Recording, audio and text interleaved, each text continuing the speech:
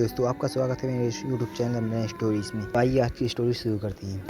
एक बार की बात, एक छोटे से गांव में एक मोहन नाम का लड़का रहता था। मोहन को हर रोज जंगल जाना और लकड़ियाँ इकट्ठी करना बहुत पसंद था। अपनी माँ की मदद करने के लिए जंगल से लकड़ियाँ लाकर उन्हें बेचता था। एक दिन जब मोहन जंगल से लकड़ियाँ इकट्ठी कर रहा था, उसने महसूस किया उसके चारों ओर घना अंधेरा छा गया।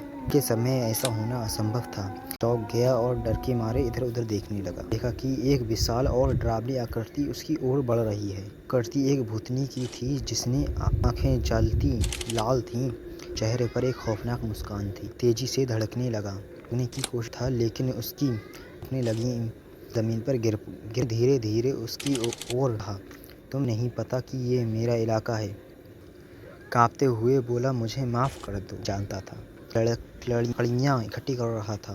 डरावनी आवाज में कहा, इस जंगल में जो आता है वह कभी वापस नहीं जाता, लेकिन अगर तुमने मेरे एक सवाल का सही जवाब दे दिया, मैं तुम्हें छोड़ दूंगी। मोहन ने डरते हुए पूछा, क्या सवाल है? भूतनी ने पूछा, इस दुनिया की सबसे बड़ी चीज़ क्या है?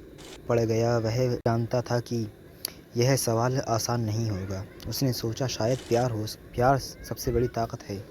प्यार से बड़ी ताकत है, क्योंकि डर को हरा सकता है। के लिए चुप रही। फिर उसकी आंखों में आंसू आ गए। उसने कहा, तुम सही हो। कई साल पहले मैं भी एक इंसान थी, लेकिन मेरे साथ विश्वासघात हुआ और मुझे इस रूप में बदल दिया गया। मेरी पुरानी यादें दिला दी। अब मैं मुक्त हो सकती हूँ। धुआं में बदल गई और हवा में गायब हो गई।